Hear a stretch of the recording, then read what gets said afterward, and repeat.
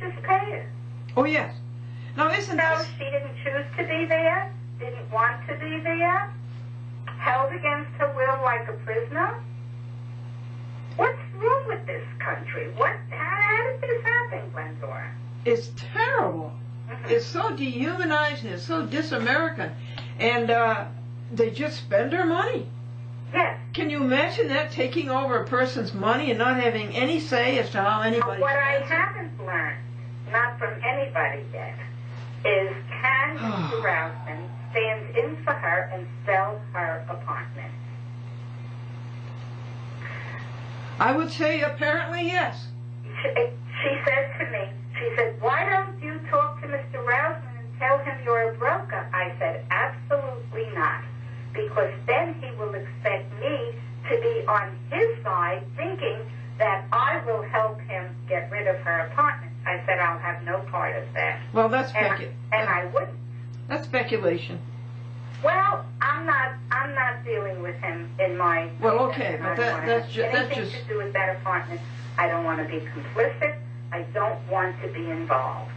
Okay, but that's still speculation. Yes, it probably is speculation, but what happens if I'm right? Now, Barbara, did I not write out all this about I know, Gwen. 7 months ago? Oh. That the whole thing was a RICO, a racketeer-influenced crime organization? You're right. And that I this... want to tell you, she's talking about this facility being in Woodbury. Woodbury is about 15, 20 minutes from where I live. So she's kind of resigned that she can't get out of going into this facility. And if she does, I certainly will visit with her there. She asked me, That's and I nice. said, of course. That's nice. All right. So that's where things stand now. Is it a racket, Barbara? Is it a racket? A rose by any other name? Yes. Right? Yes. Now, Barbara, do you think this has anything to do with her not coming to the phone when she was looking forward to it and promised? I'm going to try and call her now and tell her that you tried to get a hold of her. All right. Barbara, just a second, please, will you? Huh? And, It's frustrating, isn't it? and I set up the videotape, and I got a picture, and I called, and I couldn't, they said she wouldn't come to the phone. Okay, let me call her. I'll call you back ASAP. Oh, thank you, Barbara. Now, I want an opportunity here to thank you for doing what you did, going over to see her this morning and talking to that psychiatrist. Cora, I thank you for getting me the information, the knowledge, and the incentive to get involved. Oh, thank you, in helping a Barbara. person who at this point is helpless. Yeah. Barbara, I also wanted to say that this psychiatrist now is on notice because you spoke to this psychiatrist Weinstein. She's now on notice that Esteverin is not friendless. How do you come to that? She felt that way before I spoke to her. No, Esteverin is not friendless. You went over and you stood up for Esteverin, and this psychiatrist now knows that whatever she does will be watched by you. Oh, okay. Oh, not friendless, you said. I didn't hear what you said. I thought you said not friendly. All right, that Esteverin is not without a friend. Yes, is not friendless. And maybe not without 3 friends. Yes, I didn't hear you properly. Let me try and call her, and I'll call you right back. Do you get my point about the friendliness? Yes, of course. Yes. Of course. So you see, Barbara, you did a very good thing. Thank you. Thank you. See, I learned something.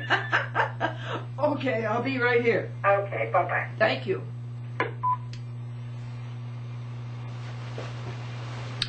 Folks, I don't know, I suppose this is as good a time as any to tell you what I know. Barbara told you about she asked to go to North Shore, and they took her to North Shore, and they wouldn't release her. And apparently he wouldn't release her until North Shore could find some way to dump the responsibility and the liability upon somebody else, so they wouldn't release her. And she didn't belong in North Shore. They made her health deteriorate. She didn't get fresh air. She goes to court for a hearing, and there's 10 enemies there. And Barbara and Bob Goldberg went there to support Esther. And the judge, Jeffrey O'Connell, Nassau Supreme Court, would not let Bob and Bob in the room. And here they were her witnesses. They made her go in there without any witness. Now, yes, there's court stenographer and all that, but court stenographers cheat. In addition to gouging everybody for every cent that they can for these minutes, it's one of the biggest rip-offs in the whole court depravity. A court stenographer tampers with the record. All right. So the judge, O'Connell, Jeffrey O'Connell, would not let Barbara's and Bob, Esther's friends, be with her. Now that's a denial of due process. Things have to be open. These courts belong to the people. They don't belong to this racketeer group. And I wrote a letter when I heard about this to O'Connell and to Esther's avaricious lawyer. He didn't do anything for her. He didn't do anything for her. He just asked for money and asked for money, and she gave him lots of money. $5,000. Yes. And I sent a letter to Esther's daughter and to Esther's son. And I sent a letter to the guardians and to Pontillo and to all the people involved, that I have seen this racket, this RICO, Racketeer Influence Crime Organization. I have seen this go on, this guardianship hoax. And all it is a scheme to get our money. Esther is a woman of means. They saw that money and they went after it. Just like the surrogate court. That's why when people die and leave money to somebody else, that somebody else never gets it. It goes into the hands of these crooked lawyers, crooked clerks, crooked judges. Good afternoon. Well, they're not answering the phone there. And this phone, if you let it ring long enough, turns into a fax. You hear the noise from a fax. So if you hang up and try and call back, you get a busy signal.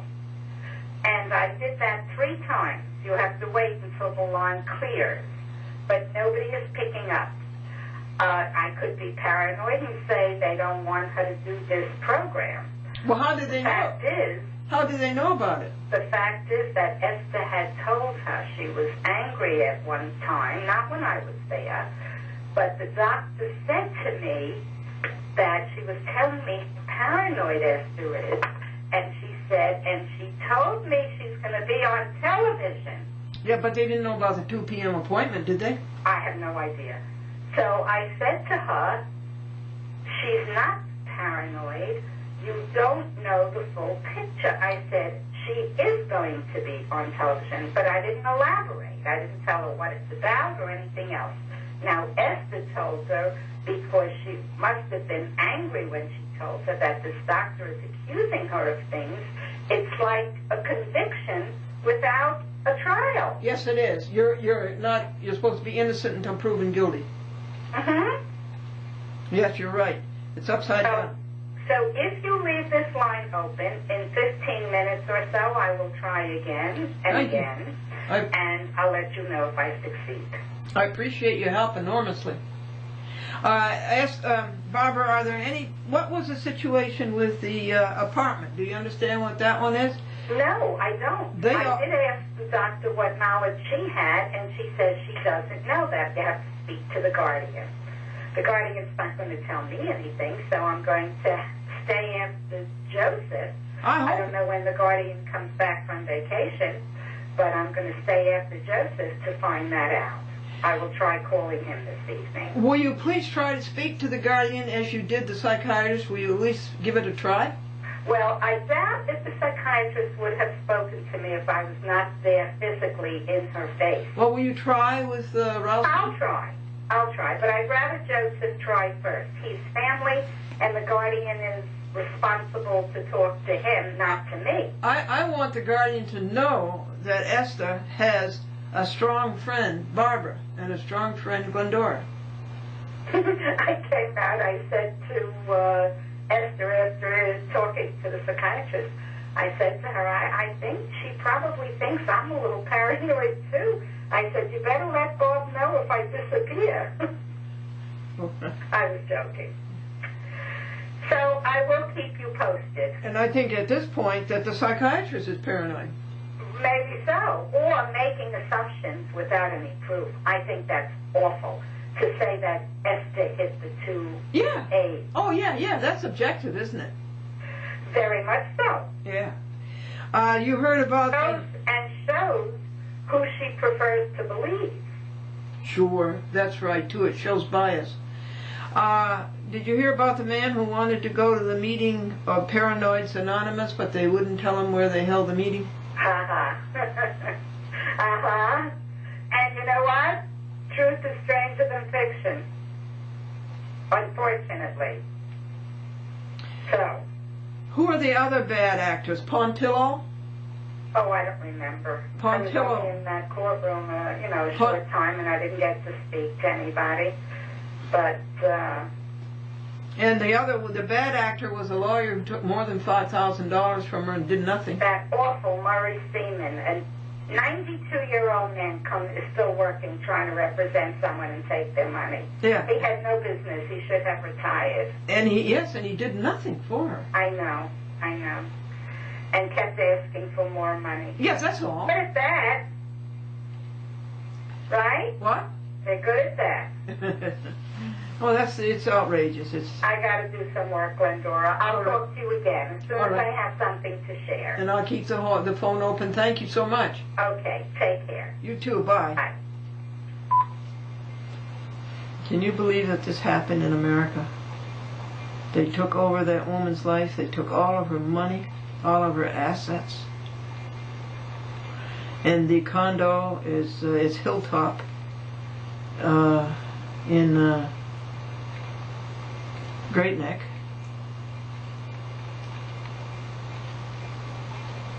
On Little Neck Road, I believe. And they're trying to take the condo away from her. And the people who live in the condo are merciless and ganging up on her.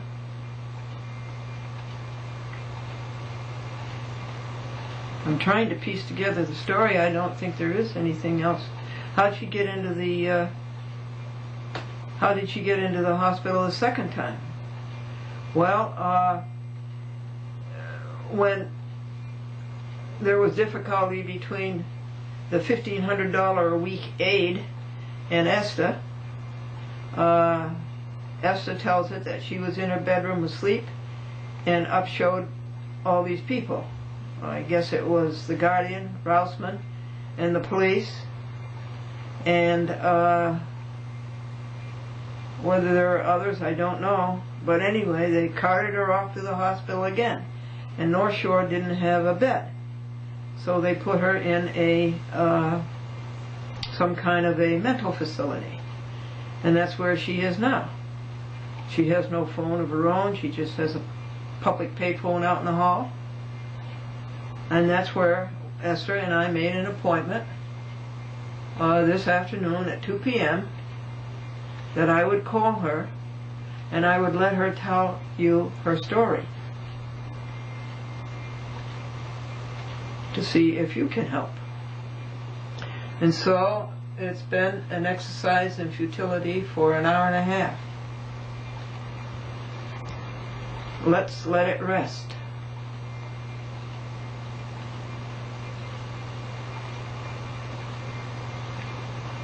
Courts ruin people's lives.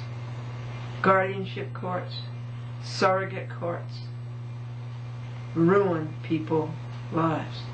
family courts, matrimonial courts, ruin people's lives. Courts are there to help. Instead, they ruin. They devastate. They destroy.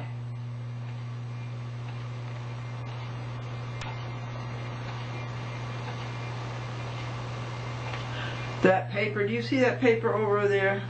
Over. See that paper? Well, let me go over and show it to you.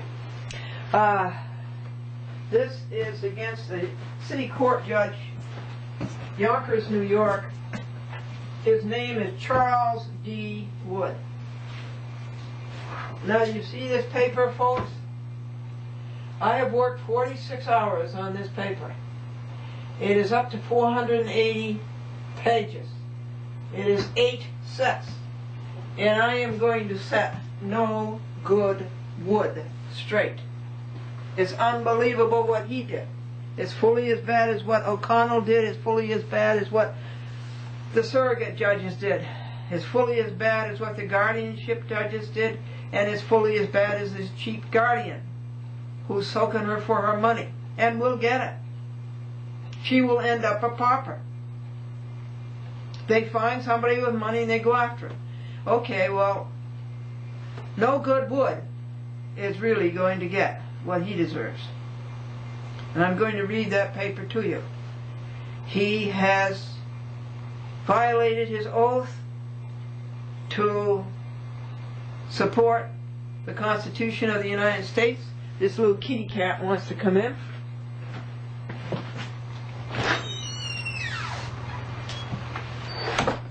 He has perjured his oath, folks. And he's acted plain stupid. There's no doubt in my mind about what he is stupid. I suspect strongly that he was told to do what he did, and he had to go find an excuse for it, but he failed at that. His excuses just do not hold water. So this is a long paper, a very significant paper. He has perjured his oath.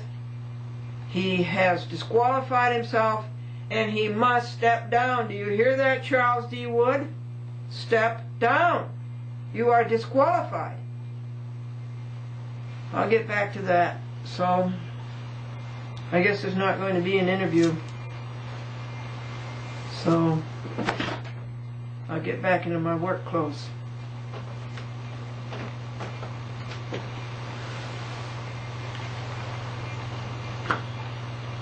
A teacher was asked, what do you like best about being a teacher? She was interviewed by a reporter. What 3 things do you like best? And she said, developing young minds, making good Americans of the young people, shaping the next generation. And the reporter said to the teacher next to her, what are the 3 things you like best about being a teacher? And that teacher said, June, July, and August. Okay, let me put the pieces back together again if I can. Grace and peace be unto you from God our Father and from our Lord Jesus Christ. Oneness calls us o'er the tumult of life's wild and restless sea. Day by day its sweet voice sounded, saying, Christian, follow me. You know, it's people that make all the difference. A good person makes all the difference. A good person makes all the difference. Please be a good person. Please help others be a good person.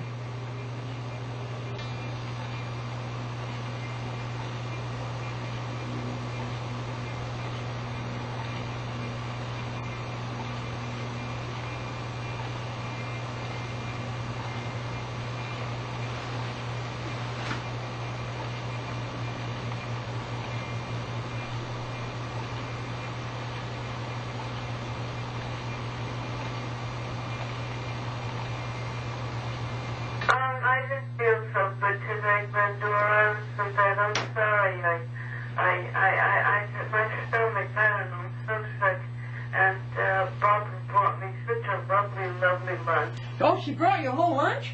I'm telling you, she has been so wonderful to me.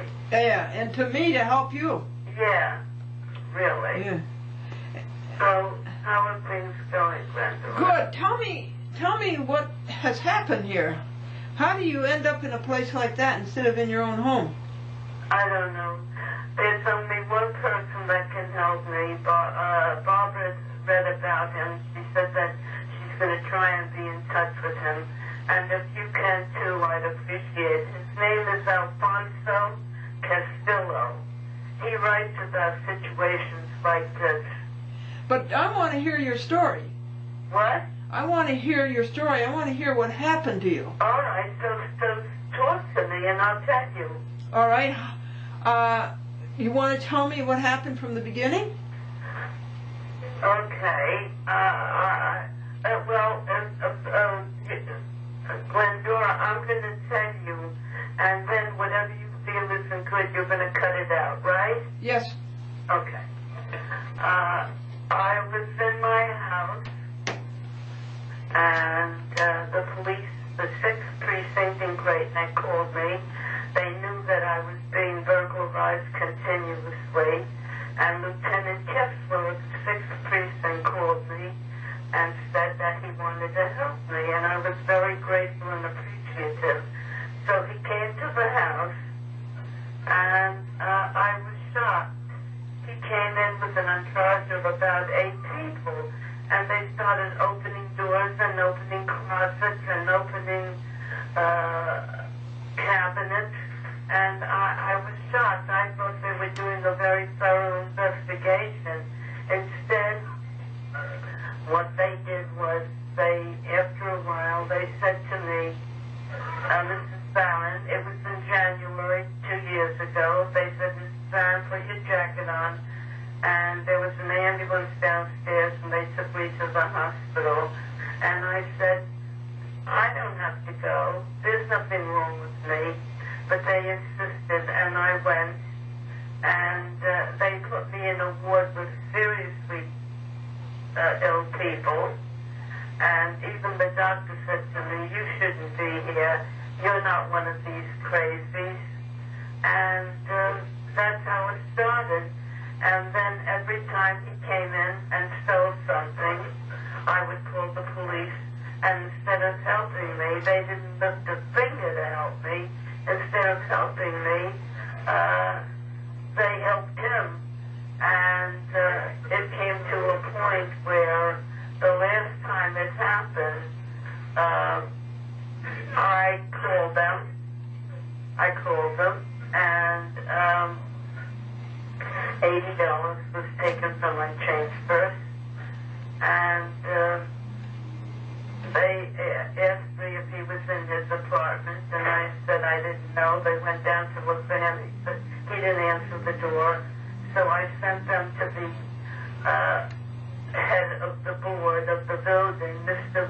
Stephen Lift, and he said that I wasn't mentally sound. Again, they took me to the hospital, and then they took me to the hospital and kept me there, and I stayed for many months because they said I had to have an aide, and an aide cost $1,500 a week, and I got somebody for $600.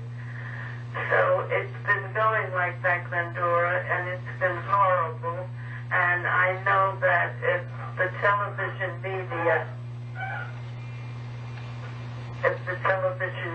got wind of it, they certainly would blow it up and make a big deal about it, because it deserves to be a big deal, because there are many people in the same situation that I'm in who cannot afford $1,500 a week and are forced to pay it.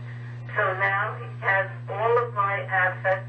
My husband worked 3 jobs, and I worked my whole life for us to accumulate what we have. And then now this man, Mr. Rousman, the guardian, is on vacation, and they're all money mongers. That's all it amounts to. And what about What about the judge in this situation, Judge Jeffrey O'Connell? But Judge O'Connell, I had wanted a jury trial, and I got it. But there were 3 or 4 people from the building all testifying against me, and then when it was my turn, they gave me about 6 minutes to say that I'm a person of character and integrity. I'm a decent person, and I don't lie. And they were telling me these horrible things about me, which are not true.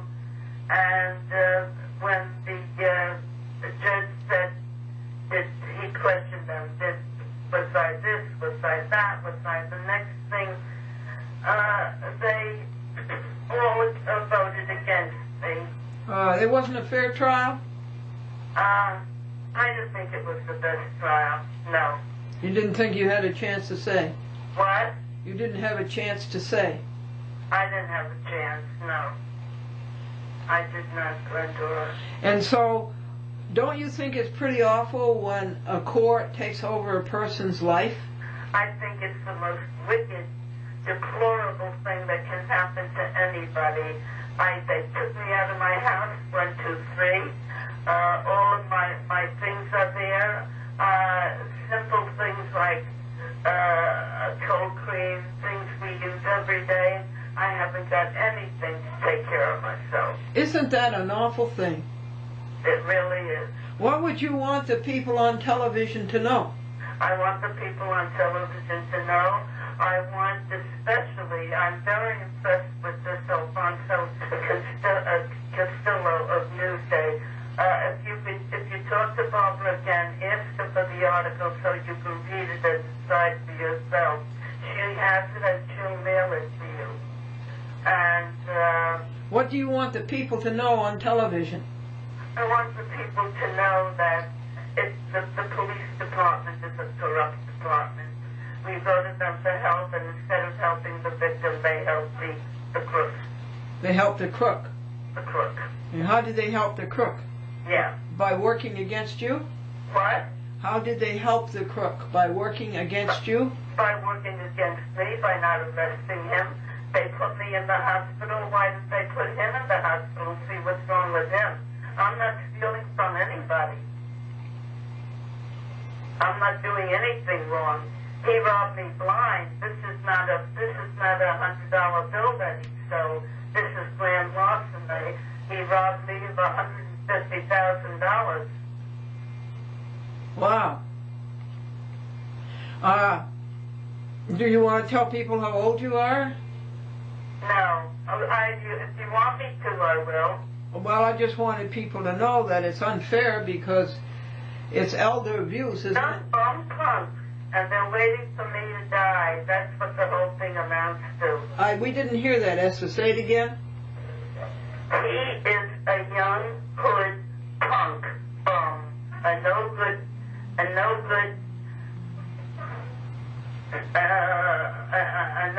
nothing, a whole big nothing. That's what he is. And they're waiting because I'm in my 80s. They're waiting for me to get sick and die, and then the whole thing would be over. But while I'm alive and kicking, Glendora, I'm going to fight this situation to the best of my ability. And I think that dismissed Alfonso Castillo of Newsday, and I think Larry King, I think Oprah Winfrey, I think these are people that can help me. Well, how can they help you? Well, if they knew the facts, they wouldn't tolerate it. All right, so if they knew the facts and they told everybody, then what would happen to all these evil people? I think they would be so happy to know that I'm exposing them. The hospital, Barbara saw, the hospital here is a filthy pigsty. That's where they put me in. And what's next? What's next? What's next? An attorney who's willing to help me. Well, an attorney is no good, and an attorney is not an answer to anything, and I've told you that for years. It's just another problem.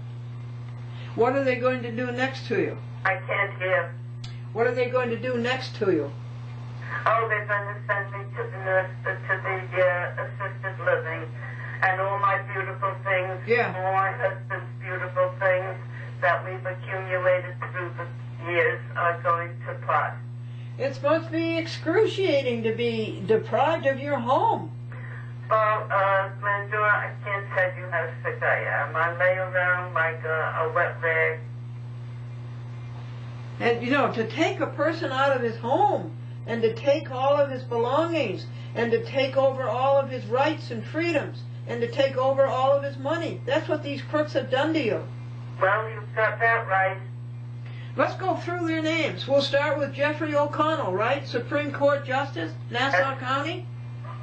All right, who else? Who's Pontillo? Who is he? He's an attorney, I guess, for the court. And when I walked out of the court, he put his hand out. He put his hand out and shook my hand. And I didn't give him my hand. I didn't let him shake my hand because he's a phony bum. He double-crossed you, didn't he? Yeah, he double-crossed me. Okay, what are the other names?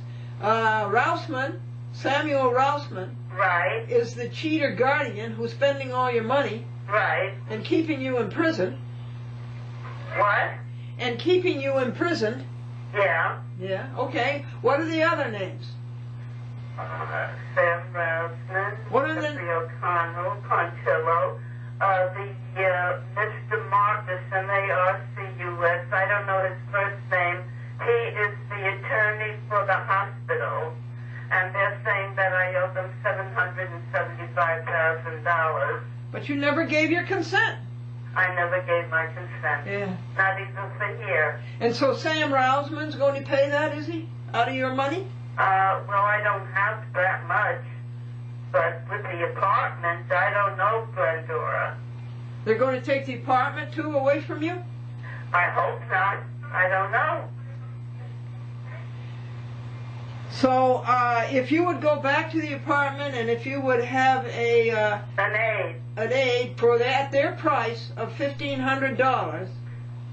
I don't know if they would agree. Now they're saying that I had 2 aids in 2 weeks and I hit them both.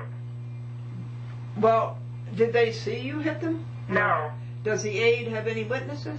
No. But I have witnesses. She's 6 feet 4 inches. She's a giant. And I'm only 5 feet 1. And I have a swollen, broken nail and a broken purse. I have evidence. She doesn't.